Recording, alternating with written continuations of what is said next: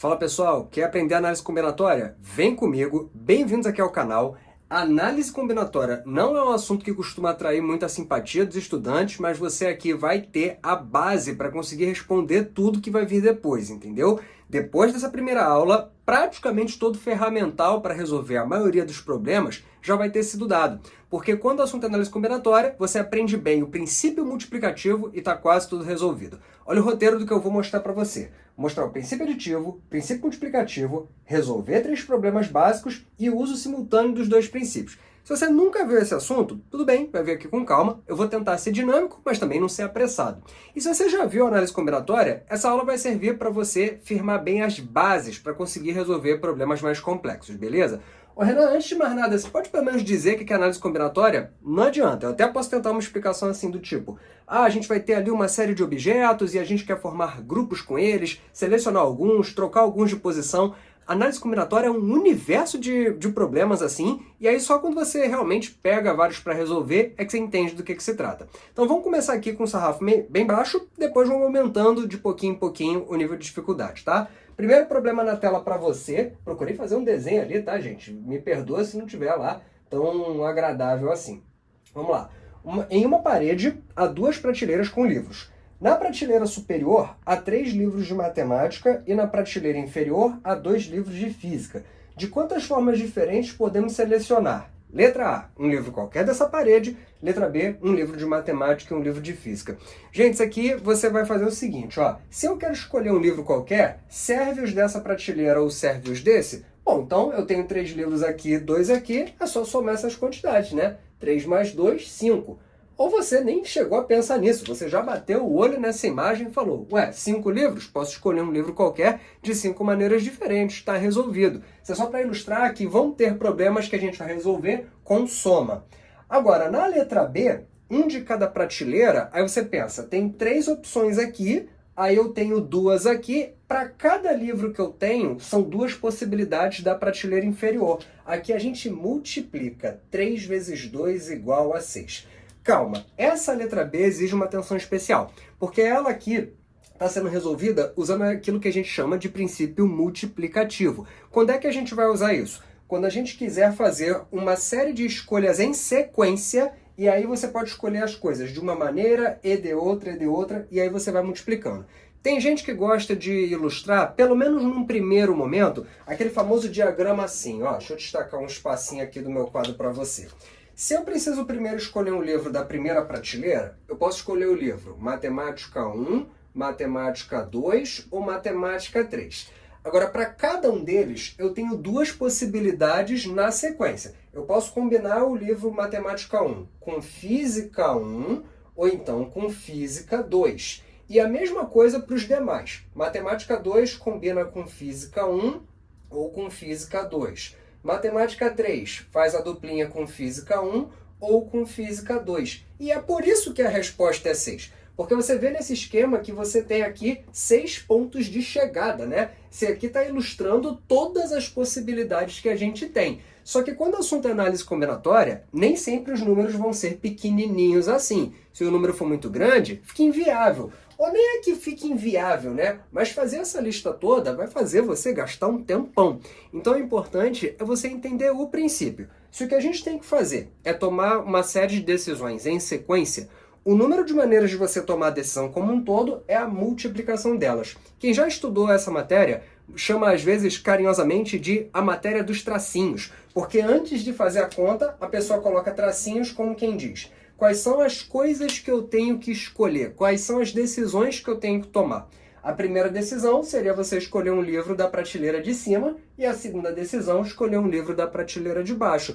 E quando acontecer esse tipo de coisa, você vai multiplicar. Esse é o famoso princípio multiplicativo.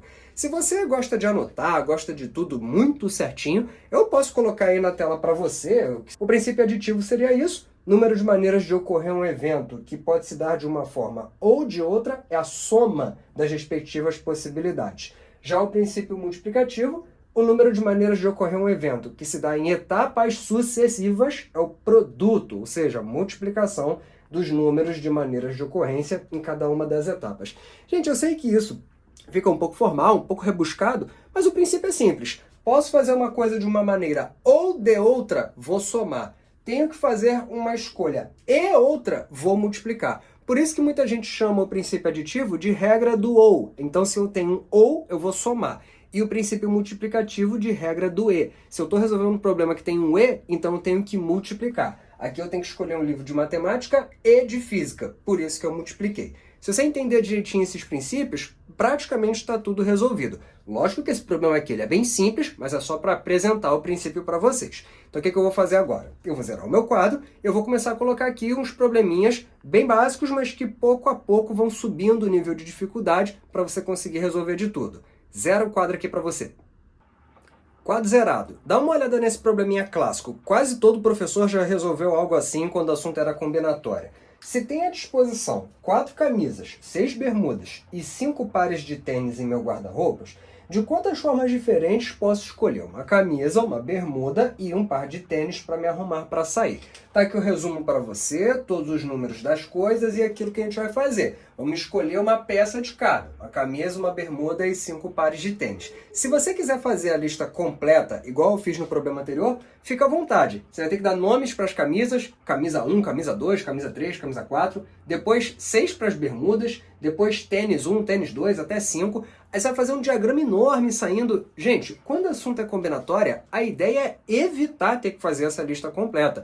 No máximo, só fazer alguns simbólicos assim, só para dar uma ideia daquilo que a gente tem que fazer. Mas não precisa. Se eu preciso escolher algo daqui, e daqui, e daqui, eu tenho 3 decisões para tomar. E é por isso que o pessoal gosta de sinalizar isso com os 3 tracinhos. Cada um é uma decisão a ser tomada. Quantas são as possibilidades de escolha da camisa, da bermuda e do tênis? Para a camisa são 4 possibilidades. Para cada uma você vai poder combinar com 6 bermudas. Para cada combinação já feita, você vai ter 5 pares de tênis disponíveis. Fez essa multiplicação aqui, está resolvido. Lembrando que a ordem dos fatores não altera o produto. Se você quisesse ter começado escolhendo o tênis, depois a bermuda, depois a camisa, você vai estar escolhendo as mesmas coisas, certo? Na hora de multiplicar, se você fizer 4 vezes 6, que é 24, e achar que isso embola na hora de multiplicar o 5, troca a ordem. Faz 4 vezes 5, que é 20. Aí na hora de multiplicar o 6, você só pensa no 6 vezes 2, que é 12, com 0. Resposta, 120. Multiplica da maneira que você achar melhor, tá? Claro que aqui eu vou dando uns conselhozinhos, né? Esse é um probleminha de matemática básica que a gente aprende lá pequenininho. Ah, tem uma ordem melhor para a gente fazer uma multiplicação? Tem gente que acha que sim, tem gente que acha que não, tem gente que acha que tanto faz. Faça da maneira que você se sentir mais agradável. Eu tenho, com essas quantidades, 120 maneiras possíveis de escolher a roupa ali para eu me vestir para sair, beleza?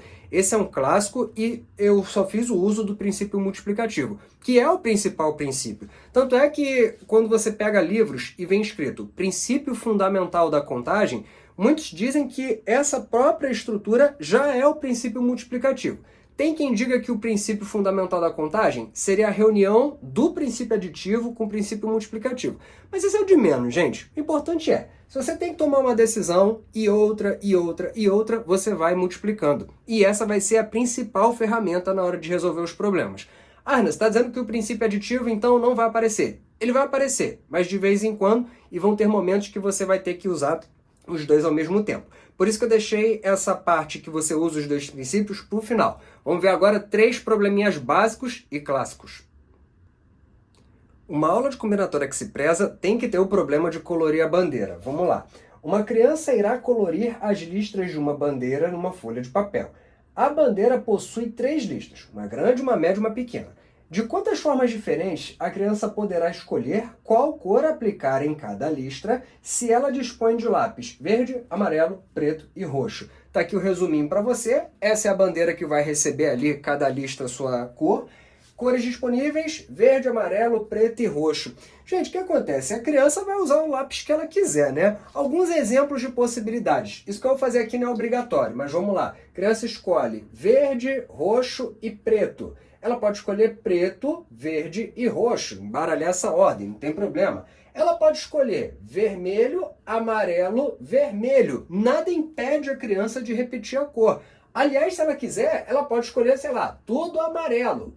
Não tem nada que impeça a criança de fazer isso. Basicamente, o que eu estou percebendo? Que a cada momento eu tenho aqui uma listra e eu tenho que decidir qual das 4 cores vai entrar no lugar daquela listra. Então esse é um problema que eu vou resolver pelo princípio multiplicativo. Eu tenho que tomar a decisão dessa listra e dessa e dessa. Então eu vou colocar aqui 3 tracinhos simbolizando qual vai ser a cor da lista grande, da lista média e da pequena. Posso pensar que eu estou fazendo ao contrário, não tem o menor problema. São 4 possibilidades de cor para a listra maior, 4 possibilidades de cor para a listra média, 4 possibilidades de cor para a lista pequena. E acabou. Não tem necessidade de fazer a lista completa. Mesmo porque 4 vezes 4, 16, e 16 vezes 4, 64. Teria 64 maneiras diferentes da criança escolher qual cor fica com cada listra.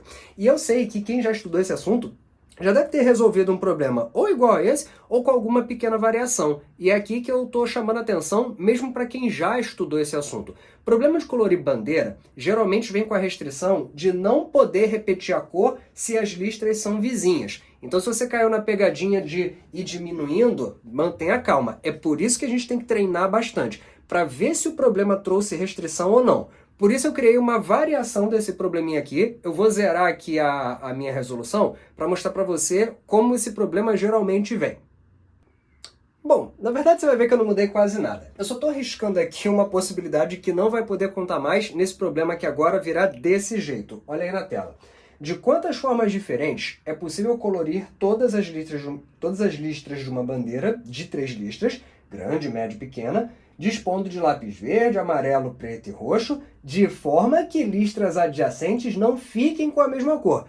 Esse problema é muitíssimo parecido com o anterior, só que agora a criança está com os lápis na mão, ela não pode fazer coisas como essa, por exemplo, amarelo, amarelo, amarelo, não pode. Agora eu estou com a restrição que se 2 listras são vizinhas, não pode repetir a cor.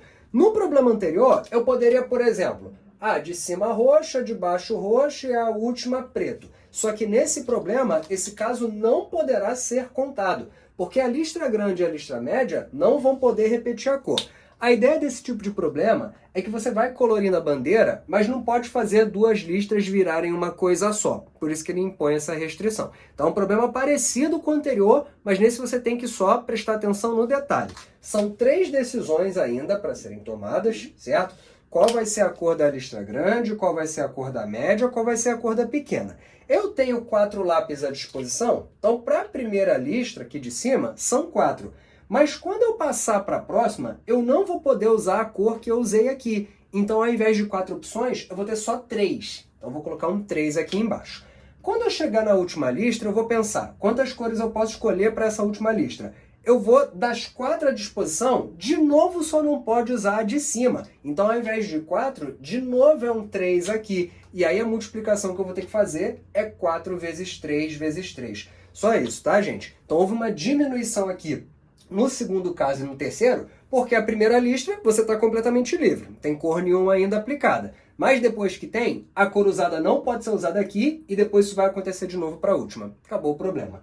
4 vezes 3, 12, que vezes 3 é 36. Uma resposta consideravelmente menor do que a do problema anterior. Se você tiver a restrição de não poder repetir a cor numa listra vizinha, você vai ter 36 possibilidades de colorir aquela bandeira, se você dispõe de 4 cores, né? Você, de repente, já viu esse problema variando o número de listras, variando o número de cores, mas é basicamente sempre usando esse princípio aí. Então, uma boa aula de combinatória tem que ter um problema como esse. Vamos para mais um probleminha básico. O velho problema das placas de carro. Esse que eu vou fazer aqui é com as placas de carro no modelo antigo, mas tudo bem.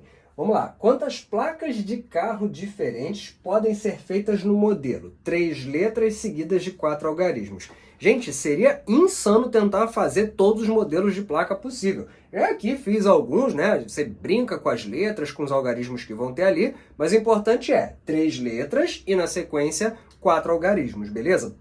Pode ter repetição de algarismo, pode ter repetição de letra, né? Aqui não tem nenhum caso, mas tudo bem. Não tem restrição quanto à questão de não pode repetir ou pode. Se um foi proibido, é porque é permitido, né? Isso é um jargão do direito que eu vou usar aqui também.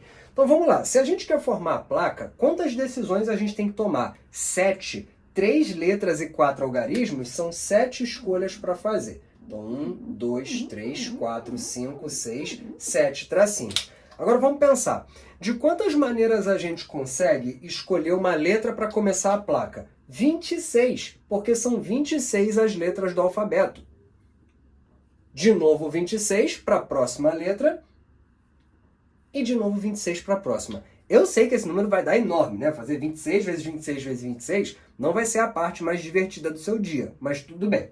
Aí depois vem os algarismos. Gente, o que é algarismo? São os símbolos que a gente usa para fazer os números. 0, 1, 2, 3, 4, 5, 6, 7, 8, 9. De 0 até 9 você tem 10 símbolos. Como aqui não tem problema, pode ter repetição, eu vou ter um 10 como a primeira possibilidade, né, do primeiro algarismo, depois 10 para o segundo, 10 para o terceiro e 10 para o quarto. Renan, essa conta não vai ficar muito grande não? Vai, e tá tudo bem. A ideia é que fique grande mesmo. Você está falando de placas de carro com uma gama de possibilidades enorme, né? Então você está vendo que vão ter questões que, embora a resolução não seja difícil, o resultado vai ser um número muito grande, o que mostra aqui o cerne da combinatória. É evitar que a gente tenha que fazer uma lista completa de coisas. A gente só quer contar. Estamos aqui vendo técnicas de contagem. E para contar o número de maneiras de fazer a placa, nesse padrão, a gente só faz essa multiplicação aqui. Bom, fazer 26 ao cubo, né, não é a parte mais divertida do nosso dia, então eu vou botar direto aqui para você o resultado, que é 17.576. Gente, isso é só o 26 vezes ele mesmo 3 vezes seguidas. Depois, como a gente quer multiplicar por 10 4 vezes seguidas, é só acrescentar 4 zeros, perfeito? Essa é a nossa resposta. Dividindo aqui nas casinhas, olha só, 175.760.000 placas. É a quantidade de placas diferentes que dá para fazer naquele modelo que a gente tinha lá. Então, gente, o princípio multiplicativo ele serve para isso, para a gente não ter que fazer todas as arrumações possíveis, porque seria totalmente inviável. E o princípio de resolução é só esse. Uma série de decisões a serem tomadas, né, uma grande decisão a ser tomada em subdecisões, o número de maneiras de tomar a decisão final é a multiplicação do número de maneiras de cada subdecisão. Com isso em mente, praticamente todos os problemas estão resolvidos. O que você vai ver nas próximas aulas são pequenas variações aqui e ali do uso desse princípio. Para fechar, como eu prometi, a resolução de um problema em que você usa tanto o princípio multiplicativo quanto o princípio aditivo. E como prometido, está aqui para você um último probleminha que a gente vai usar os dois princípios. Muita gente vai chamar isso aqui de separação em casos, e é exatamente isso que vai acontecer. Problema na tela para você. Vou viajar e quero levar meus livros comigo. Tenho 5 livros de matemática, 8 de história, 7 de filosofia. Porém, minha mãe só me deixa levar 2 livros e exige que sejam de matérias distintas. De quantas formas diferentes posso escolher os livros para levar, respeitando a exigência da minha mãe? Então, gente, eu não posso sair levando tudo, minha mãe não deixa. Se fosse para levar um livro de cada, era bem fácil, era só sair multiplicando tudo. Mas não é isso que tem que acontecer. Aqui eu tenho que levar 2 livros e eu não posso repetir o assunto. Ou eu levo matemática e história, ou eu levo matemática e filosofia, ou eu levo um de história e um de filosofia, entendem? Então a gente separa esse problema em 3 casos, e aí a gente vai ver o que acontece em cada um deles. Então vamos lá. Primeiro caso, vou escolher um livro de matemática e um livro de história. De quantas maneiras eu posso fazer isso? Bom, nesse caso são 2 decisões a ser tomadas, né? Eu vou escolher um livro de matemática e um de história, coloco 2 tracinhos. 5 são as possibilidades para a escolha do livro de matemática, 8 de história, multipliquei 40. Se minha mãe tivesse exigido que eu levasse um de matemática e um de história, a resposta era 40. Mas eu posso levar também, ó, segundo caso, eu posso levar também um livro de matemática e um livro de filosofia. De quantas maneiras eu posso fazer isso? Aí eu faço, que nem eu acabei de fazer, eu tenho 2 decisões para tomar. Matemática, 5 possibilidades. Filosofia, 7 possibilidades. Multipliquei 35.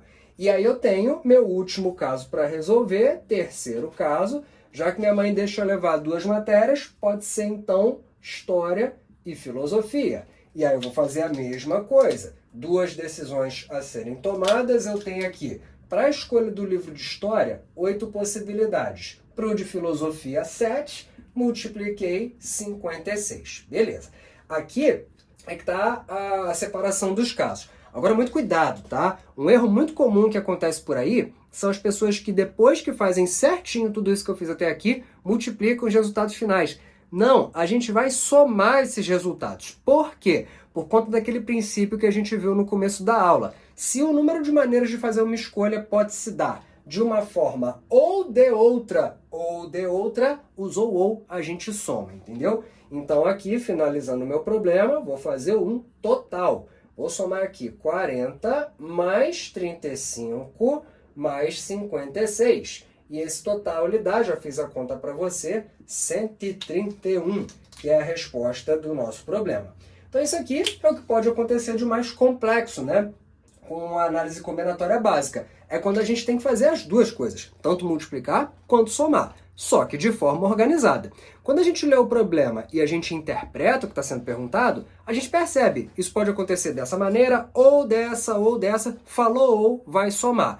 Ah, mas isso aqui especificamente, eu tenho que escolher isso, falou e, vai multiplicar. Com base nesses dois princípios, você resolve praticamente tudo. Claro que combinatória não é só isso, tá, gente? Por isso eu recomendo que você continue me acompanhando aqui, deixa o like, se inscreve, dá uma força aí, não custa nada. E aí nas próximas aulas a gente vai ver variações dessas coisas aqui. A gente vai ver o uso do fatorial, como é que a gente usa isso aqui para resolver o problema das permutações, depois das combinações e por aí vai.